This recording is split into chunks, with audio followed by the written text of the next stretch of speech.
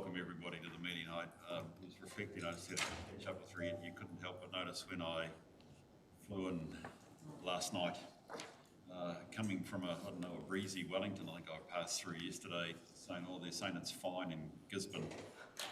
Actually to see the water on the land, I made you realise what you guys have gone through. It's number 9, isn't it?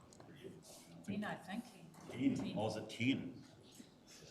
The challenge. So, just my sense of feeling for you guys. This is tough and it gets tougher. And as we will discuss when we deal with strategic risks, all the other things that are making it tough for the rest of local government, the challenges and the risk environment of Gisborne district. So, so look, I appreciate the chance to be here and good full attendance. That's really great. We will try and trundle through it at reasonable speed, recognising that partway through the morning, I've got my timing right, 11:30. Pauline, we've got DHL coming to see 10:45.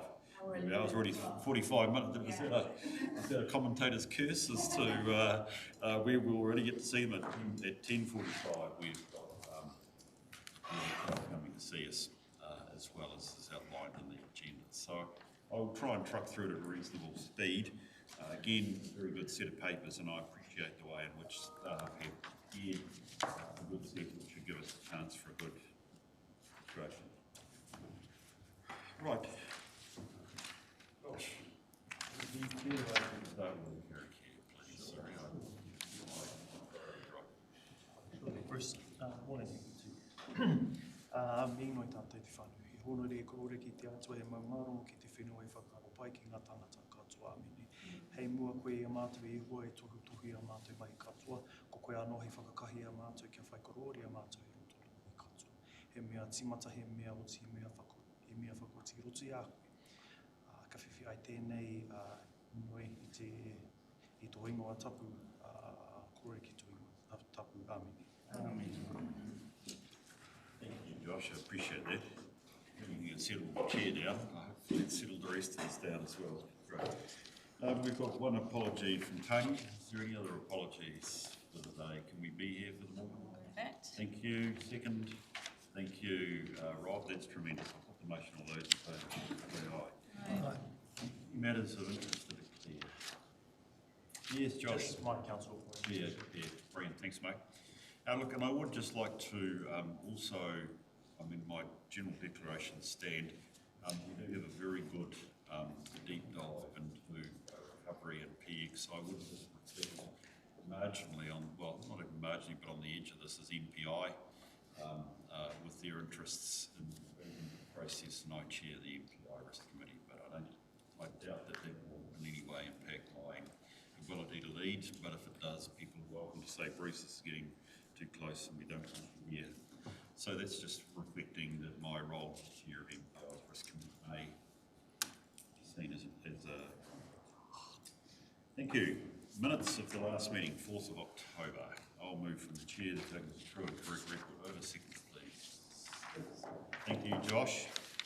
Any matters of accuracy or comment on them? Yes. Matters arising, Yep.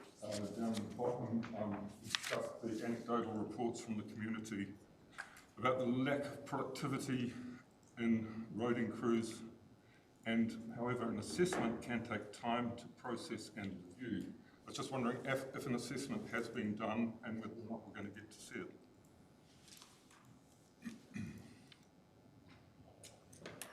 Be there, Pauline, please. So just in terms of the audit, we've just, Lotte has just completed an audit, but mostly on the emergency works relating to Gabriel and Hale. So that particular part, we're waiting by the end of, before Christmas, we're expecting to have that assessment completed with it.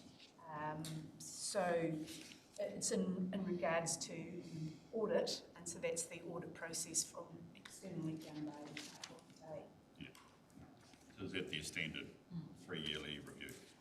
They did this specifically for the additional funds for the emergency works. Yeah. The answer's coming, Con. supplementary, still getting feedback that this is still happening out there. Thank you. Thank you. Any other matters of accuracy or correctness in relationship to the minutes? There being none, I'll put the motion. All those in favour, please say aye. Aye. Those against, it's carried. We just have a look at that action. Oh, no, sorry. I haven't been informed of anybody who have leave of absence, acknowledgements and tributes. The age I'm going to a 100th centenary celebration on Saturday week, so that's not here. It's showing you that probably reflects my age, that I know old people.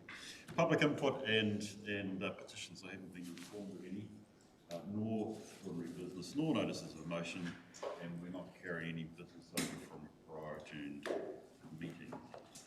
So look, just before I get into the reports on 10, I just need to check. There was one open item which I should have probably dealt with when we were dealing with the minutes, was the action item around the audit assurance, provide an update status on our internal audit program and assurance. We've got that coming through to us early in 2024 still. No, on page 23 is the updates of the internal audit, the 3-year program. So it is included in this. In fact, we can close this off. Yeah, we can. Oh, I didn't pick that one up, sorry. Brilliant, so that's dealt with. Okay, if we could then move into the first of the substantive items, which is 10.1, which is the tax governance and strategy framework, please. I can. You're talking to that, Pauline? Yes. Brilliant. So this is just bringing to your attention that we have with PwC an external audit, if you like, of our frameworks of tax, and council itself doesn't have, for the majority part, income tax, but it does have the other taxes, which is EPI, PAYE, and I've got it in there, GST. How can I forget? So every 3 years you alternate and have they come in and they will do an audit on those procedures. So this is kind of an update, but also why we always had it at the council level, saying adopting the same good practice for our group, which is including GHL as well. And for your reference, we have PwC on site at the moment doing the PAYE review as part of that process. But happy to take, it's pretty straightforward in terms of what we're doing and what it is actually the overarching framework, but happy to take any questions that you may have. Thanks, Pauline. Josh?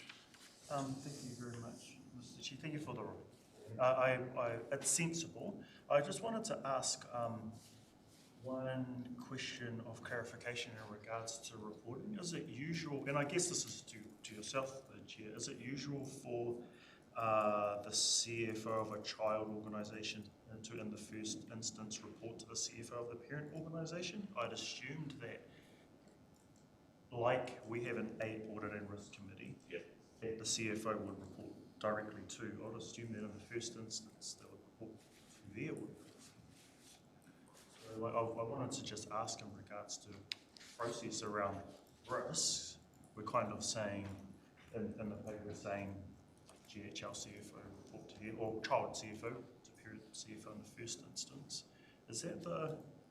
So just the things you would expect them to, GHL, to do the internal to their, in the first instance, to themselves. If it becomes above that materiality, and PwC was taking from the best practice throughout all their councils, and so that's why they said it would be a CFO coming reporting up to the CFO or the CE because of the tax implications. Yep. And normally, and for my delegations, is the overall tax for council. So that was the relationship. But you would always expect, in the first instance, of course, GHL would report in their own due process to there. But if it comes above that threshold, there needs to be notification, some form into the council to report back. 100% agree with that. Just clarifying that it was an and situation. Yes. I think what we're recognising in the strategy, Josh, this is a group tax strategy. To me, look, the principles are fine. From my perspective, you read the first 4 pages, good consultant stuff. I'm not giving a crack at PW, they're good mates. But if I look at the schedule on page 22, that's really the guts of how does the strategy live itself out? And I think the important point that I'm looking for there is that the tax disclosure notes and also the income tax return is independently reviewed. Now, clearly that's at GHL level. So if there were issues, well, firstly, if I was on the GHL board, I would know directly in this, with this bind into this, that actually my tax preparation and also my disclosure notes are right. They're still relevant for us because we need to see them because we've got group accounts and we ultimately have a group tax position. So, but to go back to your point, that does mean, in my view, that actually clearly first order of call, particularly around those 2 items, has got to be with the GHL board. Yeah, definitely both. And it was just around seeking clarification on this. Like I'd said at the start, sensible paper. Thank you, appreciate it. Josh, Aubrey. Just one partai, and it is on page 22. So I see that we haven't undergone a tax compliance review in 22 and 23, and it's not marked out for 24, from 24 to 26. Does that mean that we are not considering tax compliance reviews over this whole 5-year period? Is it on a rotation? Just wanted some clarity around that. It's a rotation. And so in 22 we did FBT, in 23 it's PAYE and withholding tax, and then there's PAYE, and so every year there is something by rotation. Thanks, Aubrey. Rob, I think you had your hand up. Yeah, so my question's sort of been covered, but I was just wondering what had specifically changed, why this is the first year that the CCTO has been awarded as well.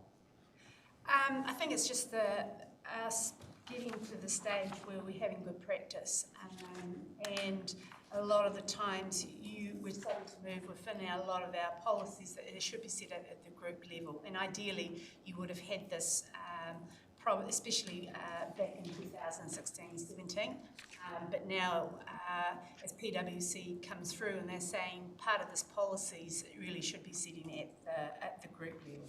So it's just making sure that as we go through and it is applicable, we're applying it, policies where relevant at that overarching.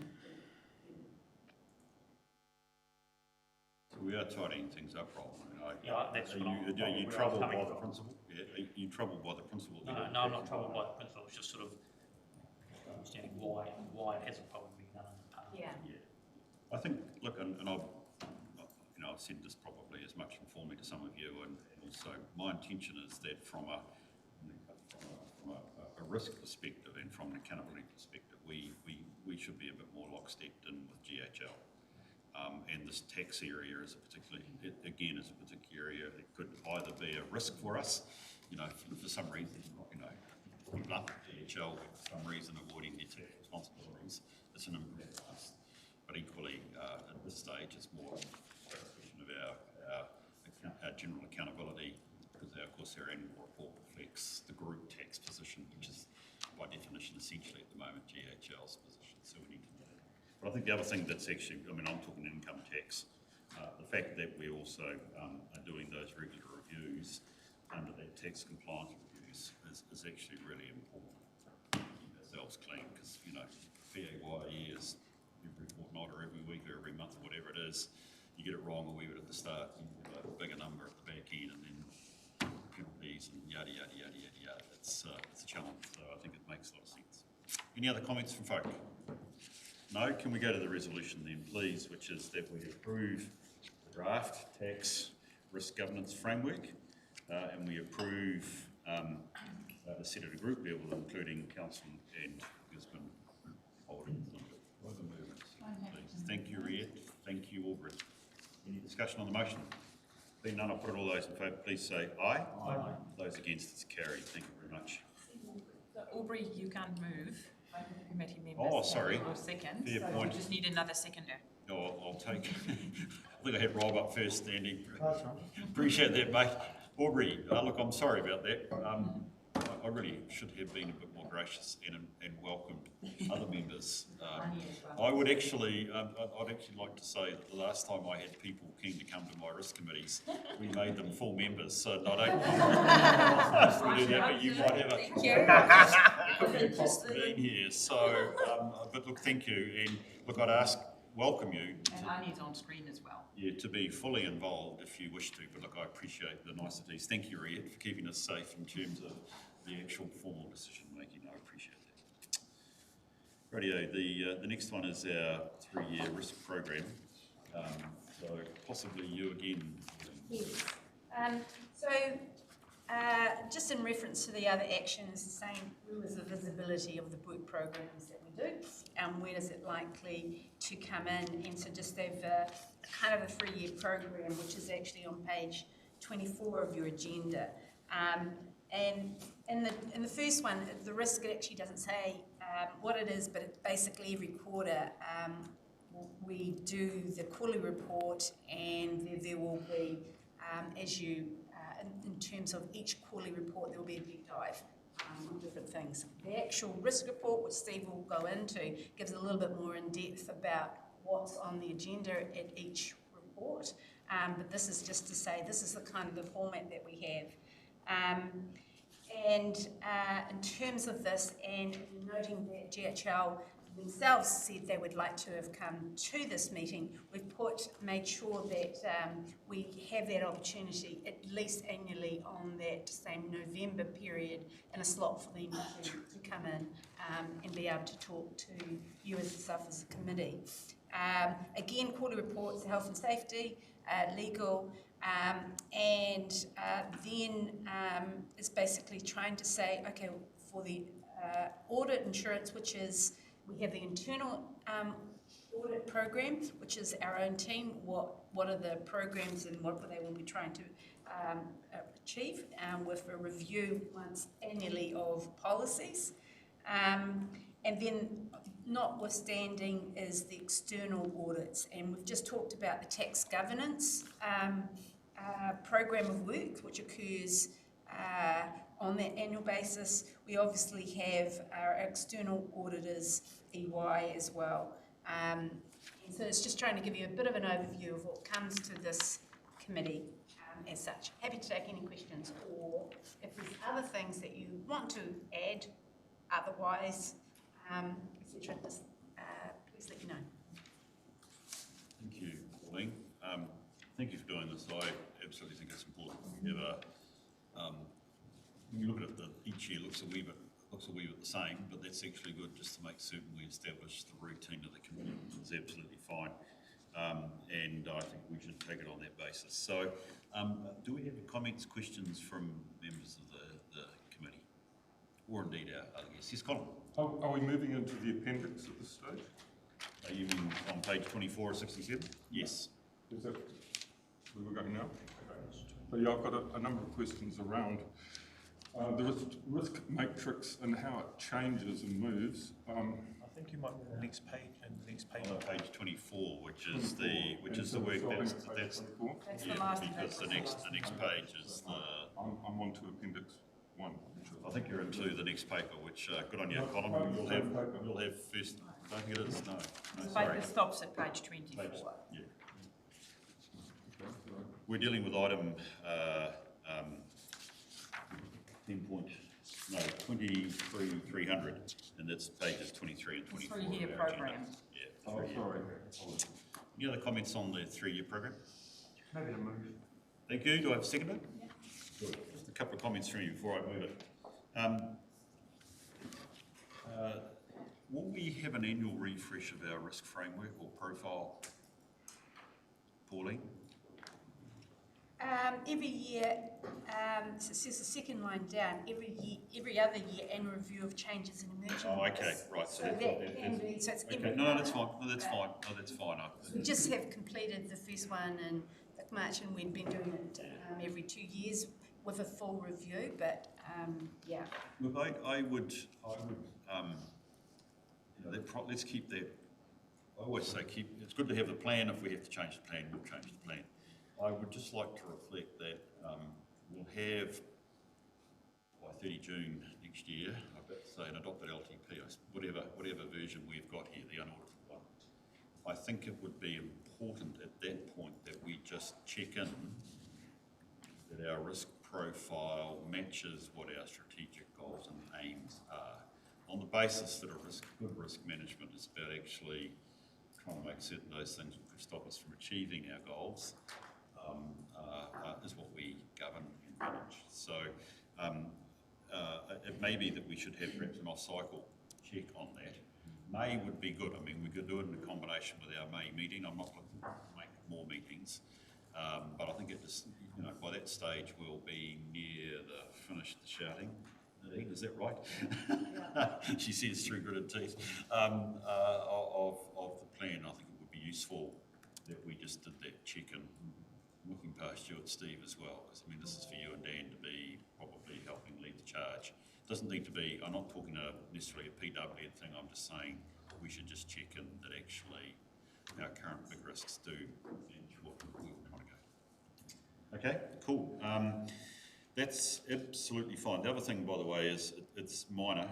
The outstanding management report, I think, should be 6 monthly, not just annually. If I've looked at the ticks, we should try and keep ourselves up to it, although from the closeout report from EY, we haven't got many recommendations, which is tremendous. So hopefully it's not a large addition to it.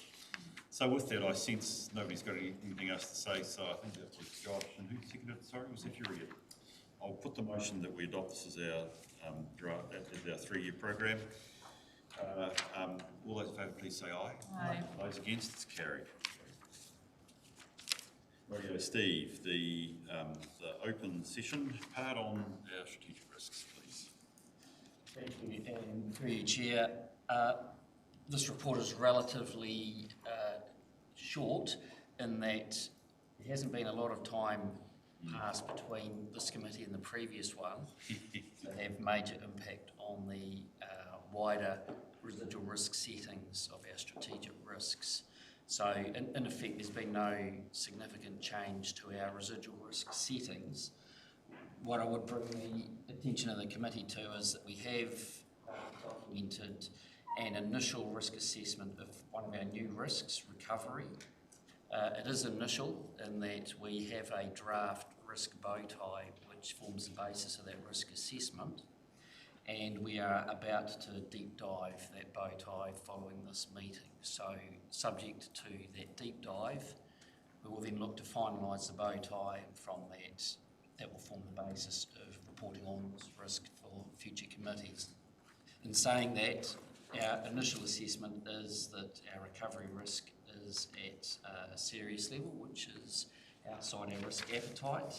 The key drivers for that are really the operating environment that we are working in. We have a significant impact to the region in terms of damage to infrastructure. Within that is the impact to councils' assets and infrastructure and the strategic nature of those assets. The level of complexity involved in implementing the recovery plan and the time it will take are the contributing factors to our assessment of a serious risk level. We will hear more from our recovery managers in terms of the operational delivery and what they're experiencing. So this is more a reflection of the operating environment this risk is sitting in. And as I say, the intention is with the deep dive later this morning that we will go through this risk in more detail with the intent of finalising the bow tie and giving a consistent risk assessment for future committee meetings.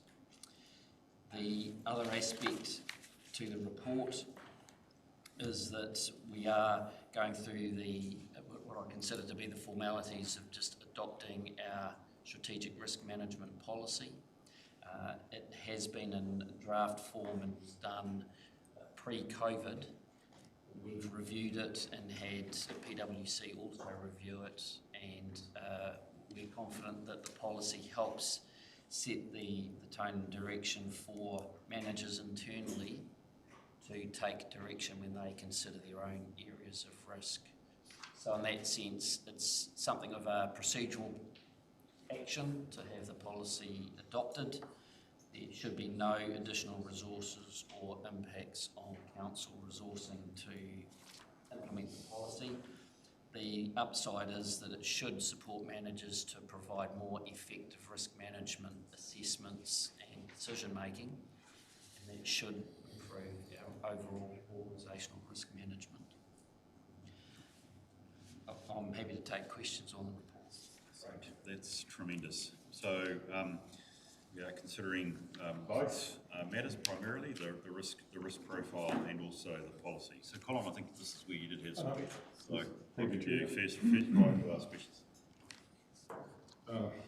Right, so we were looking at the risk, page 28, and how the risks move from moderate to major. Before we teamed up here a year ago, people and capabilities, I think, was in the major or serious. It then dropped to moderate, and as of October this year, it's back into major. These things move, and yet us as councillors get very little indication as to why they're moving. Now, I have been after more information on reasons for staff leaving, which is one of the key triggers for this move from major to moderate to major, I presume.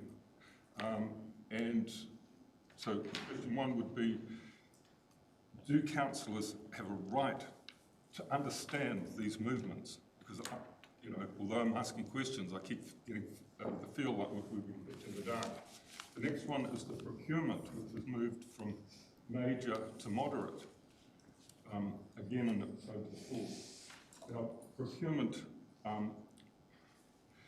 I did an investigation into a situation, and I believe, found guaranteed evidence, which I've shared with everybody in this room, evidence that our procurement policy had not been followed. And yet, it's dropped from major to moderate. The only reason I believe it's dropped from major to moderate is that we've employed more people in that field. No one has given me any comfort that the job's being done any better. We're also up against a much higher spend, and I therefore question why we should be dropping procurement from major to moderate, because with all the extra money floating around, we need to watch it closer. So that's my first questions. I'll stop there. I've got one more after that. Steve, perhaps you can give us an indication of the process of thinking around when we get to the gradings, please. Thank you, through you, Chair. So I think James has got more specific info regarding people and capability, but with all these risks, we have a structure around how the organisation and management assess the risk. That structure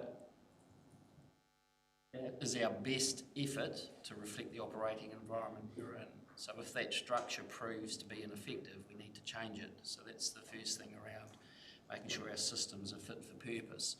In saying that system relies on our risk consequence matrix. There's 9 categories of risk area that we look at, and with each of those there are what we call thresholds.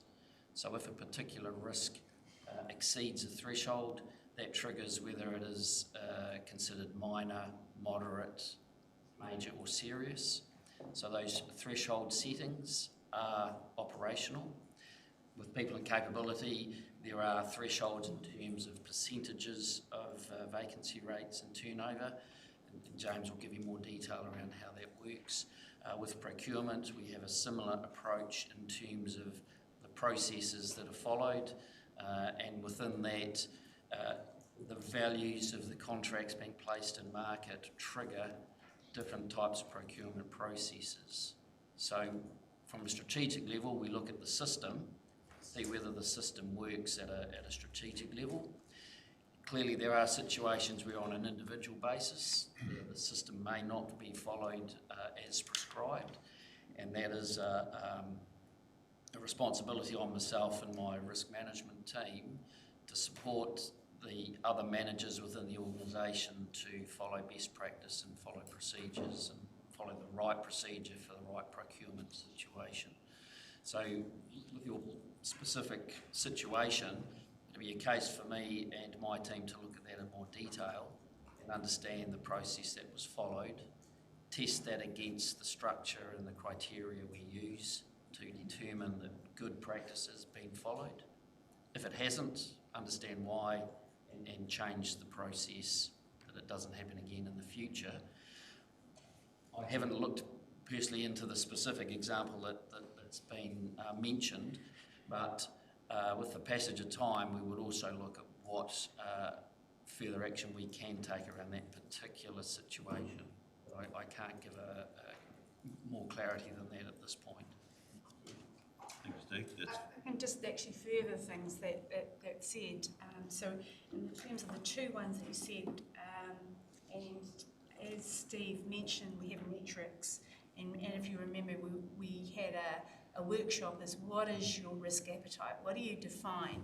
And one of those measures to say whether it's moderate, major, serious, etc. And then in terms of health and safety, it is basically that metric. It is within thresholds of them being between 15%, and it's underneath that threshold. It's between the national measure of 15 to 17%, and it is the overall turnover is within that. So that's why it's classified. It's based on those metrics.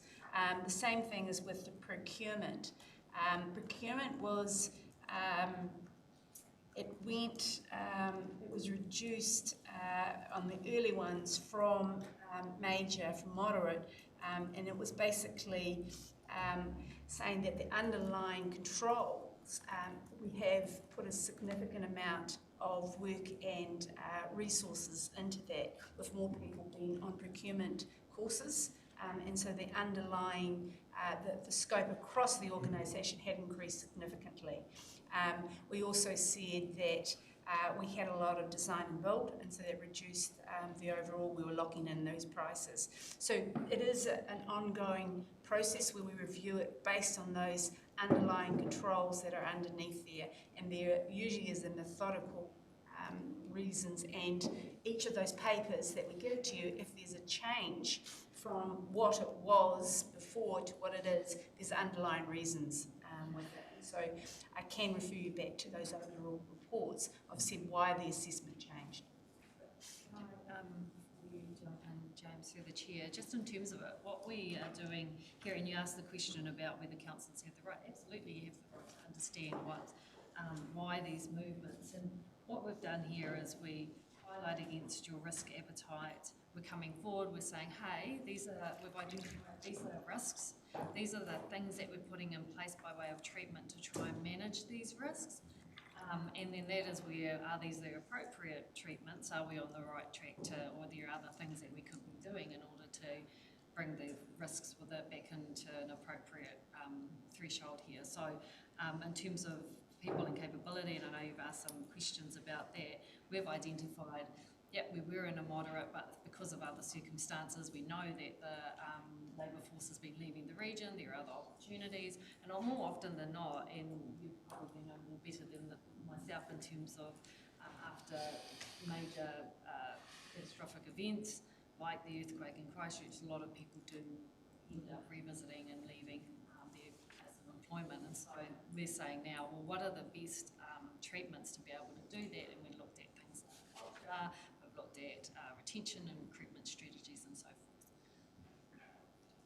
James. On my thunder. No, just on that note, and if I could just echo the sentiments of our Chief Executive through the Chair. We have been reporting on why we see some of these differences when we move through the sort of risk thresholds. In our most recent report in October 4, in the strategic risk, we actually noted, we said that the increase reflects the turnover of 19.1, which is within the major appetite threshold of 17 to 25%. the increased movement of people out of region and to overseas is contributing to this outcome by increasing difficulty to attract and retain staff, which is stuff that we're getting through their exit interview environment. I think I've already answered, albeit via email, the reluctance to provide those exit interviews verbatim. When we gather those exit interviews, they're done on an understanding of trust and confidence, not to be sort of shared beyond that. We do take those trends and report it through. The other thing I'm conscious of, and was mentioned at our last Audit Risk meeting, is that we anticipate floating between sort of minor and major in the people and capability space for some time. It's going to take quite some time for the labour market to return to what it was before COVID. And it's a moving target. It changes literally every day. So today we will be onboarding new staff. That will change our turnover rate.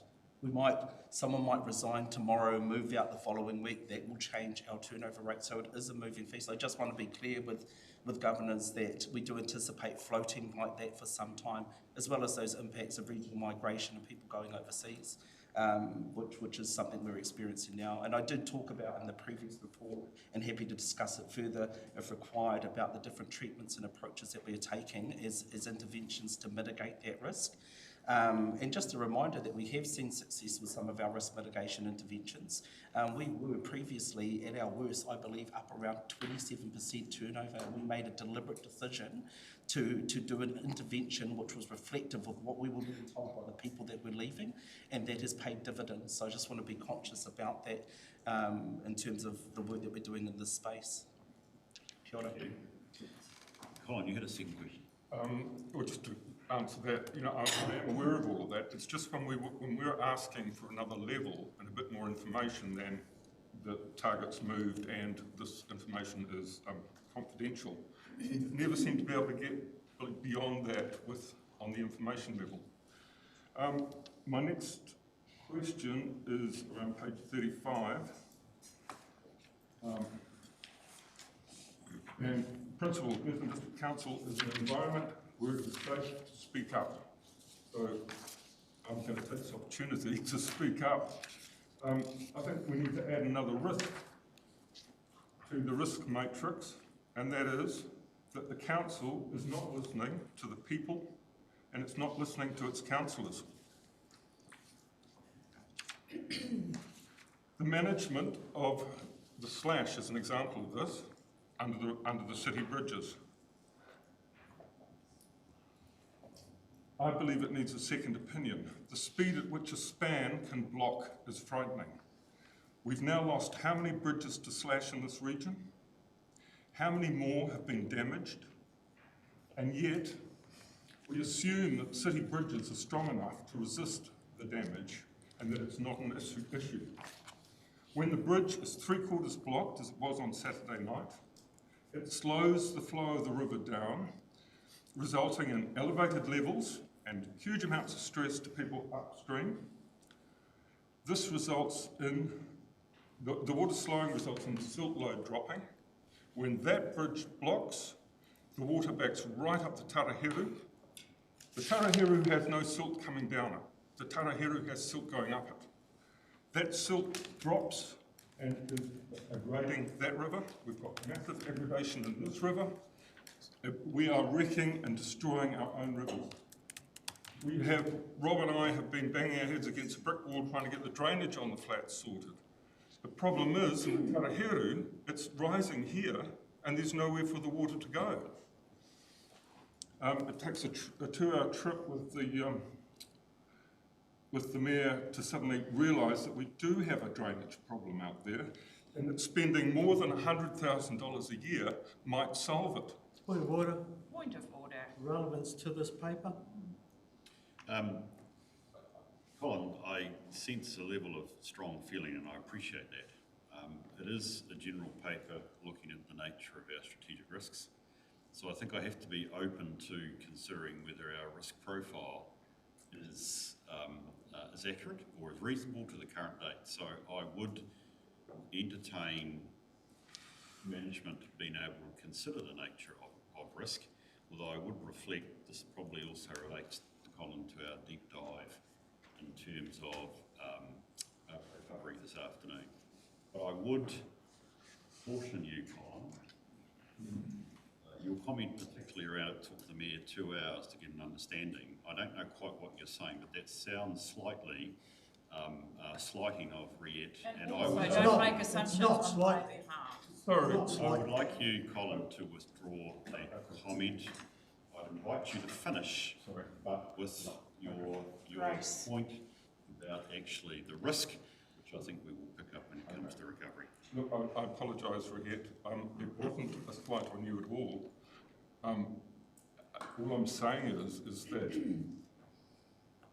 to have someone else, and thank you for seeing it, and thank you for bringing it forward, in that the drainage is an issue. And really, I'm just saying that it takes us to go out there and see the problems, which Rob and I have been with our rural contacts. And everyone has been out there for Everyone knows years. She lives there. Can I have order?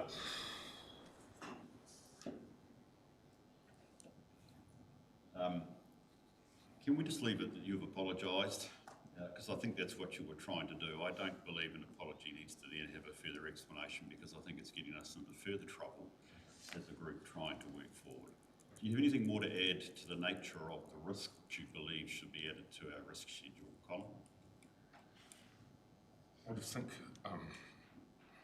te tangata, we need to listen to the people. And we are the spokespeople of the people. Thank you. Appreciate that. You've said that well. Well, Steve, you've heard the nature of the substance of the conversation rather than hopefully everything else. Perhaps we can include that in our thinking, and it may well be that we should look at that when it comes to our recovery. It's probably more than recovery, but it probably has a significant part in terms of our recovery indeed. Thank you. Right, Andy, question from you.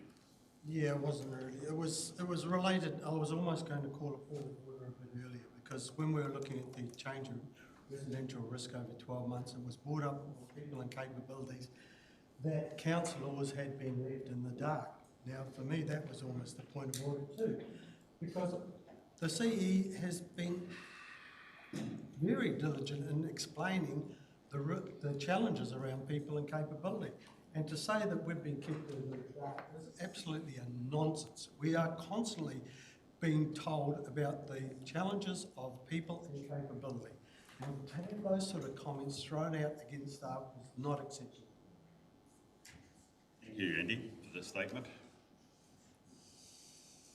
You haven't made that as a point of order, but I think I would also just reflect back on our prior discussion and the apology received. I think it is important that we recognize, and this reflects the importance of risk. It is dealing with tough stuff that is stopping us, potentially stopping us from achieving our objectives. So it is important that we keep this with a level of not non-emotion. We should be feeling strongly about risk, but actually our wording needs to be carefully stated. So we will all keep that in mind for the rest of the meeting. I think we will find it a wee bit better. And I would reflect on that. With good grace, Nadine did respond to the keeping about that comment, which is, Colin, that you are welcome to information from Nadine. I think this is essentially what I heard from Nadine, which is, of course, quite accurate. So perhaps we can move forward. Any other points or questions, Rob? Yeah, page 30, point 11, point 11 and 12, just around optimising central government funding. Mm-hmm. I think there is a real risk around how we do optimise that funding. There's a lot of money comes into the region, and we're constantly putting a hand out. We feel like a poor cousin almost putting a hand out for money. I think there's a real risk that we need to specifically monitor or specifically look at around how we optimise that money. And so there's a risk from government saying, well, we've given you this money, how was it used? But we've also got a real risk from the community, how the community feels out there. And that's one probably area that you do get fired at us as councillors all the time about how we are using that money. So I think there's a real area there that we can really look at is how that money is being spent and are we getting it back. And, yeah, following the LGN conference, we had a speaker there that actually got onto that, and I took that on board. Okay, and so that's helpful. Again, I'm just conscious this page, these 2 pages are reflective of actually, again, the information department recovery. So Rob, I'd invite you to bring that one up. I was just reflecting, for instance, I had a comment I wanted to make, and I'll hold it till then, but which we can have. And also note within this, a key part that you've raised, which is communication, is also noted as a factor in the nature of the totality of the risk, which is on page 7. Any other questions? Yes, Rob. Bruce, just, I also around that, it's around not just recovery money, this was around, so this is rate payment, we've got 2 sources coming in. Yep. In funds like of our roading. Yep. Around how we are using that. Yep, okay, appreciate that. Any other thoughts or comments? Look, knowing that we have this deep dive, which is really important area that's so critical to us with terms of our recovery. I looked at this more at the higher level, and Steve, I went to I note a diagram, page 29, with the heat map, and reflecting what is in that the top right hand corner of the box, which is finance, asset management, natural environment, and recovery, has been at this stage in areas that we are clearly, as your report says, in an uncomfortable position. Even with people and capability and business continuity, I would reflect with the people and capability, the residual risk probably at this point is what it is, albeit that there are good mitigations in place, and we probably have to accept that. I don't think there's anything we can do or say around what is in that top right-hand box, other than with finance, for instance. I know, Pauline, you will be dealing with that in relationship with working with council and the plan. Do we call it a long-term plan or medium-term plan, whatever it is that we're... 3-year plan, sorry. I should be careful here. I don't want to be facetious. And we will check out recovery later on. That leaves asset management and natural environment. Steve, is there anything that you could characterise for us in terms of actions, mitigations? We are outside our comfort zone at this point. Through you, Chair, yes, those 4 risks are all interweaved or interconnected with each other, and I think that's why the emphasis in this report has been on recovery, while we are still building the risk voti for recovery, because it's the lead action or the pace car that sets the result and delivery across the other risks. I think the asset management, our council infrastructure risk, that is tied very directly with recovery actions. I think the biggest challenge really is around our natural environment and the separation between what is within council's control to manage with our natural environment and what is outside of our control. And I think, again, not putting everything onto recovery, but again, council action around impact on our natural environment is at this point being directed and led and driven by recovery actions. Until we get through this next 12 months, that's probably the direction of travel we're taking here. Brilliant. Thank you for that, Steve. I do have some minor comments which don't affect the nature of the risk management policy. I've gone through it, and as you said, you already had some external advice as well. I'm pretty comfortable with it. It's important to have it in place, so I'm comfortable as well. Any other comments, questions people would like to raise? There being none, can we move to the recommendation, which is that we approve. Thank you, Andy. Do I have a second? Thank you, Josh. Motion. All those in favour, please say aye. Aye. Those against? Carried. Thank you very much. Rightio. We're going for time, folk. 9:50. We've got time for a insurance renewal. We've got to get through, won't it? Sure, it's not this. Be too bad, it's not bad. Not too bad, keep it going. Okay, let's deal with insurance because we do have to work an hour before we have a break. So if we could keep moving then, please. You want me to present that? Andrew, yeah, welcome. Whoever's going to lead, appreciate you being here as well. That'd be great. Very interesting paper. Okay. I'll just give an update, and Andrew is obviously there and knowing the details of the insurance, but basically this is we have our insurance from the 1st of November. That's the period that it comes, and so this is kind of a little bit of an update of where the cost of our all of our policies and where it's reflected the costs are. And as you can see, that there is about a 300k increase that what we had anticipated with it, and that will be needed to be reflected into as we go through our 3-year recovery plan, those additional costs.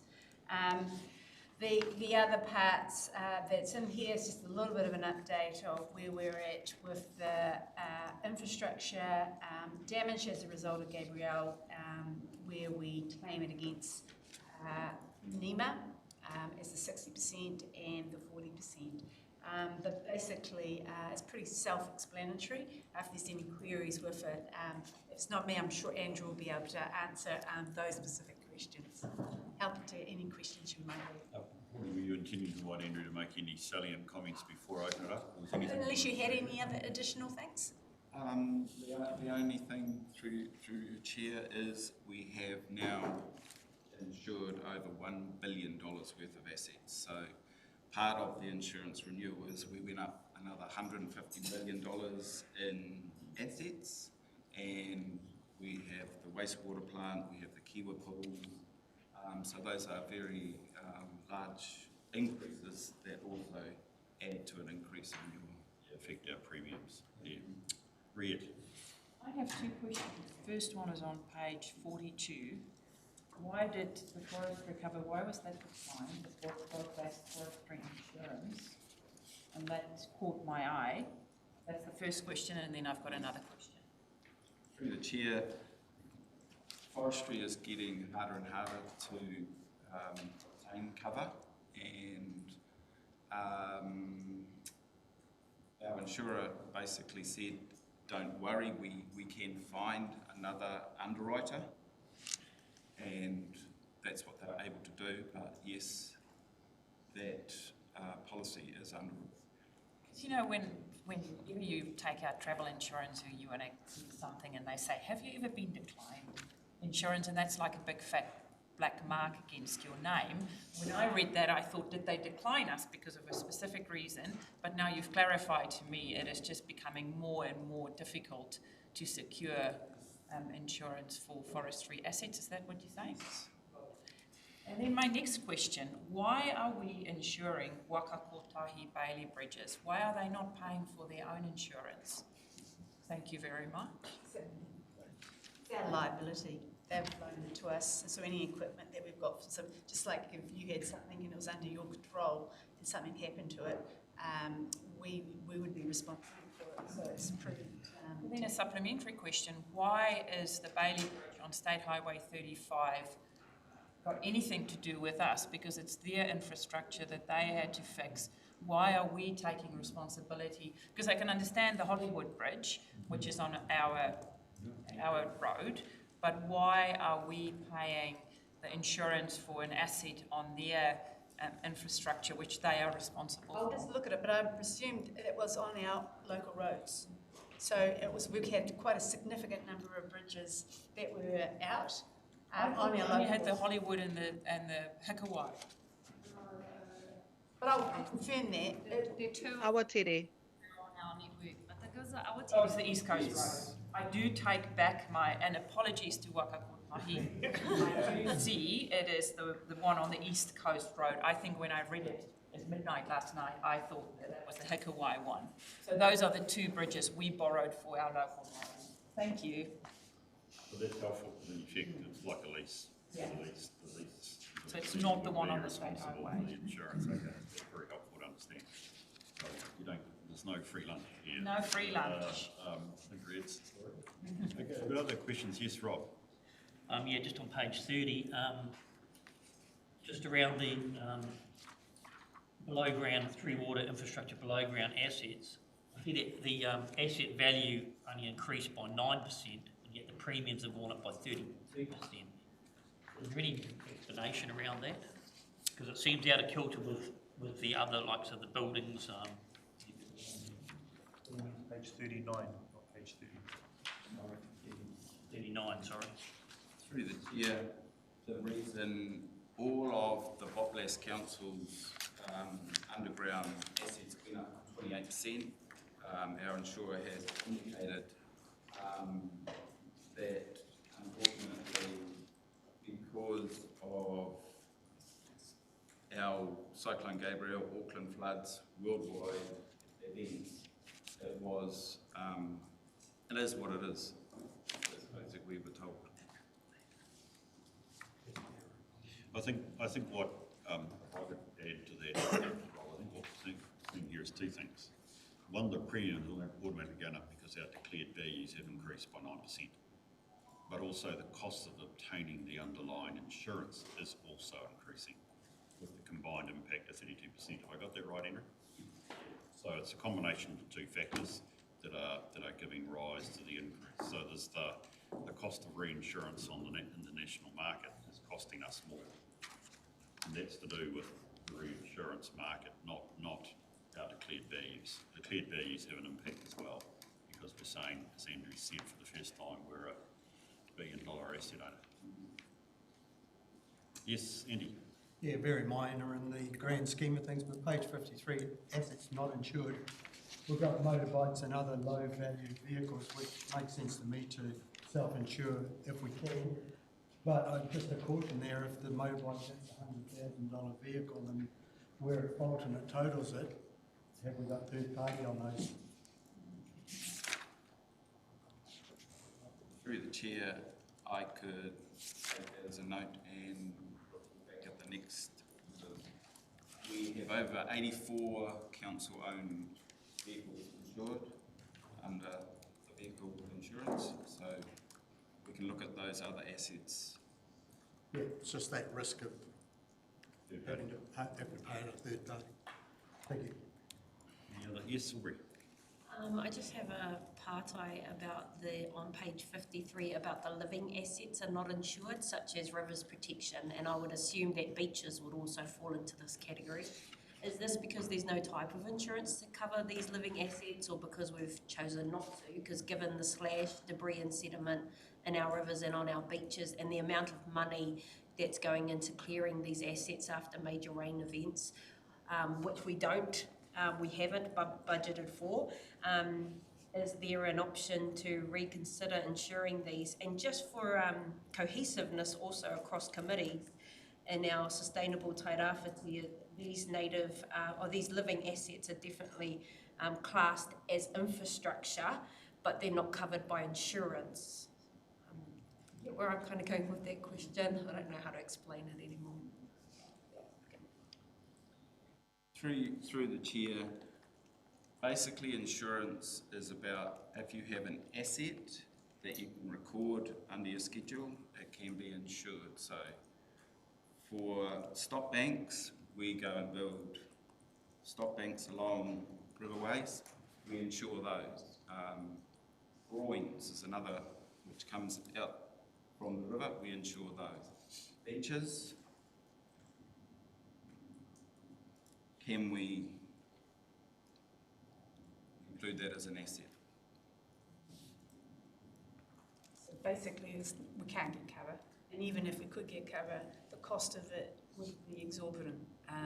So you would have to get our underwriters to be able to do it, and so then the other side of that is what's the increase in rates, even if it could get covered. So effectively, there isn't any policy at this point that would allow us to do that. Okay, so supplementary, so we have to consider that when we're moving into our other committees, that making a proviso of extra funds to be able to cover the types of things we've had to deal with through the cyclone and continuous rain. Okay, thank you. Thanks, Aubrey. Connor. Thank you, Chair, and I will try not to be contentious. First comment really is on page 42. It's about Wainaki Manukau insurance at $5,000 a hectare. Our forefathers would roll over in their graves at the thought of having to insure Manukau against fire. It just defies, it doesn't die that easily. Just a comment to back up Rob's on page 43, the infrastructure below ground increasing by 48 million. That does seem a large increase and obviously reflected in the premium. And I'm interested to know why the value jumped as high as that. And then finally is the insurance on page 49, the Harbour Board insurance. We're having to cover insurance here, and yet the harbour itself is largely out of our control. And in particular, I point to the broken breakwater, which is in stormy weather. That is one of the big liabilities that we have here. I'm just interested to know that we're insuring things that we don't actually have total control over. Can anyone explain that? I'll just answer in order, hopefully, and if I've got anything wrong, I'm sure Andrew will come into it.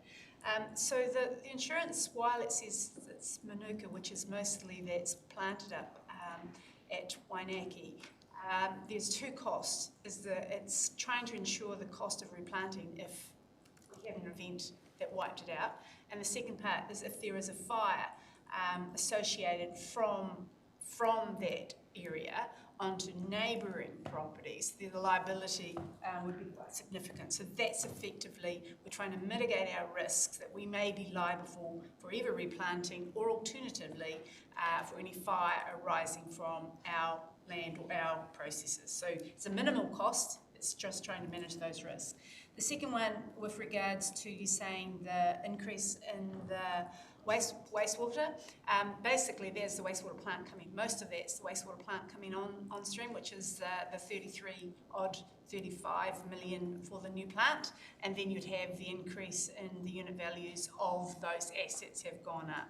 So there is a significant list, like the pool, they came on before that time, they would have been contractors insurance.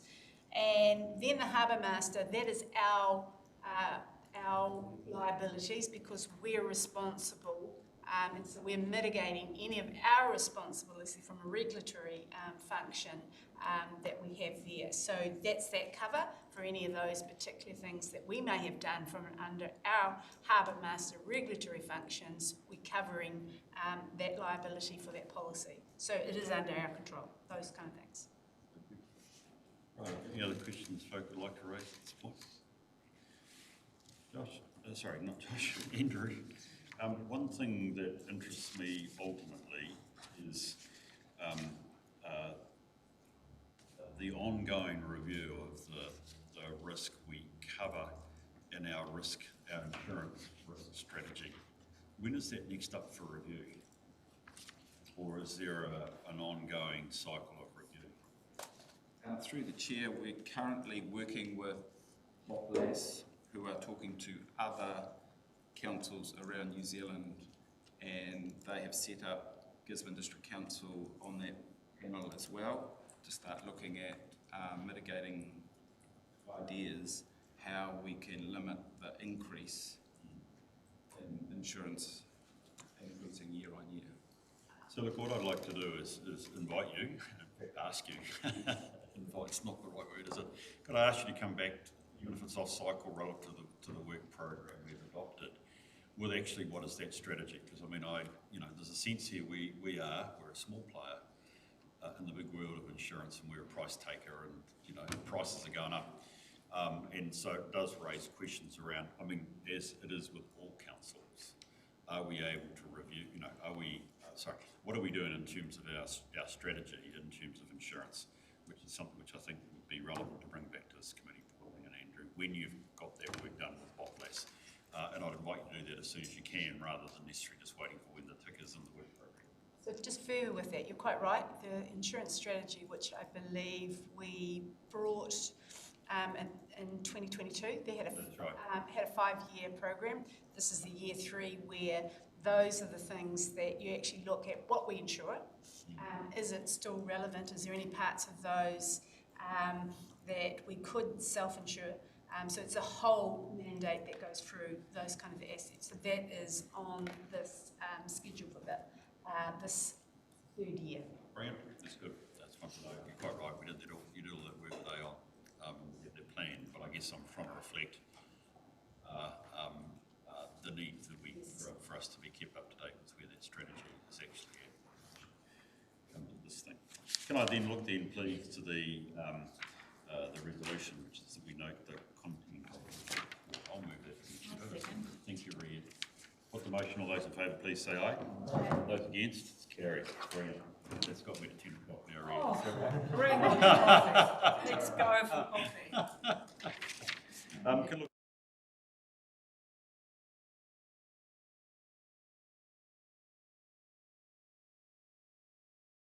So our first item after morning tea is indeed health, safety and insurance. Dave, good to see you here, buddy.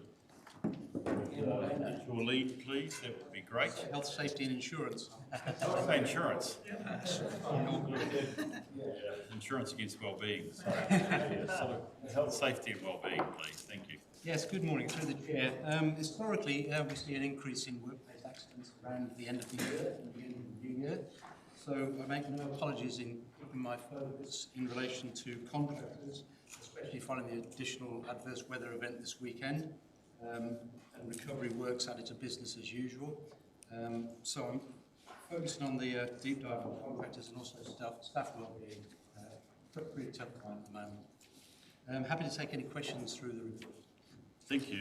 And look, and I appreciate also the extent of it. You keep us up to date with other matters, and I did with interest go and look at the Karakia, White Island stuff that you referred to, and individual director or duty holder responsibility versus a collective group, which is very interesting.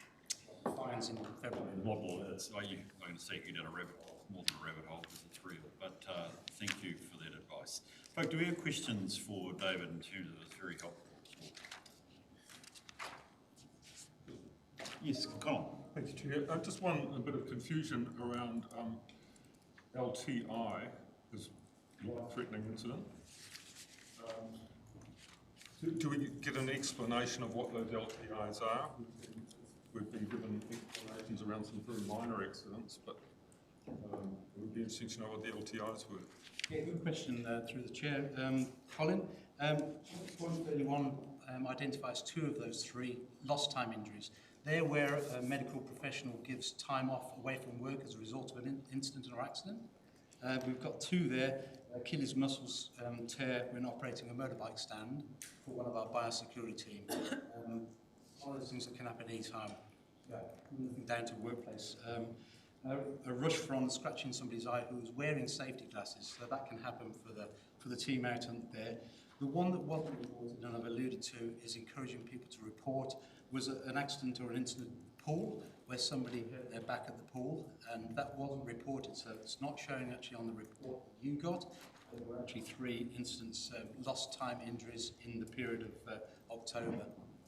So those are lost time injuries, and reliance on the GPs. Sometimes a GP can actually give 2 or 3 days off for something really insignificant, where we've got alternative light duties that we could actually get people actually back to work ASAP. Thank you. Yes. No, you're okay. Any other questions folks like to raise? I'm just interested in the, let's come up with under PX, so tell me if you want to answer that in PX. I'm interested in your comment around this is a time of year we have an increase in uptick in accidents, which says therefore what are we doing to prepare? If it's a known period of time, what are we organisationally doing? Is perhaps number 1 question. Number 2, I was thinking about even just the challenges of the weekend and seeing some pictures of debris and trying to free debris from bridges. High risk activity, I presume we're using our contractors.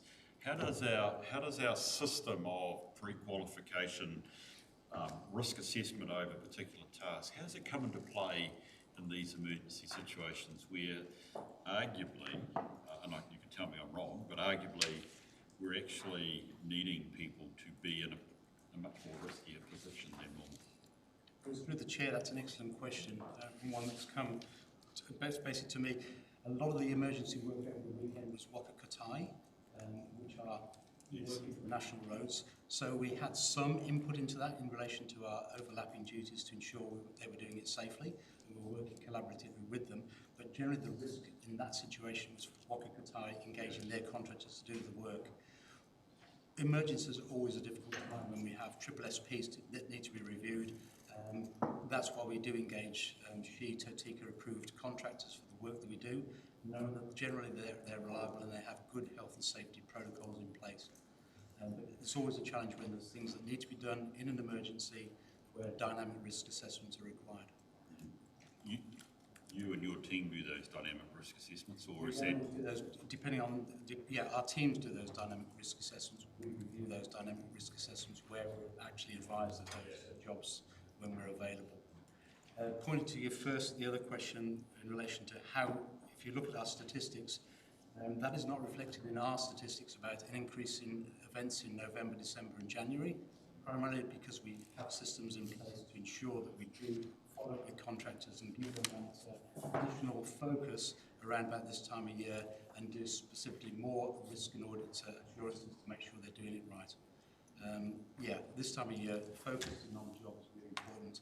There's a lot of things going on in people's minds, so we are focused on looking after our contractors. Yeah, no, I appreciate that. Yes, Aubrey.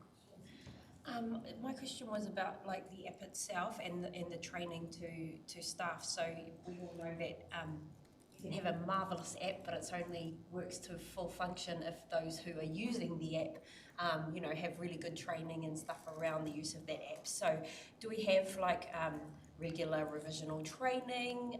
Is there specialised training? Because, people who are using health and safety program in the office would have different things that they would need to consider in terms of, and that is all collected in terms of the app that they use? Through the chair, Aubrey, that's a really good question as well, and it's one of those ongoing issues with high turnover of staff. We get lots of new people coming in. We do quite comprehensive health and safety inductions at the start, and the managers all are expected to follow protocol under Tech 1 in relation to what they need to identify to the new people coming in and how those risks are managed. As you say, we've got a good system in Vault, Damstra. However, it's only as good as the people actually using it and putting it in. And as I alluded to earlier, if you don't report it, we don't know, we've got no visibility. So it's an ongoing issue of ongoing training, refreshers to ensure that our guys know what tools they've got and how to use them. Any other questions? Colin? Thanks, Chair. Now that I realise those aren't life-threatening incidents, it actually looks like quite a good track record. Does it compare well with other organisations? Being that we're on the East Coast, which is more dangerous than... Yeah, no, it's another good question, Colin, and it's one that we discuss at the BOPLAS meetings where we share information.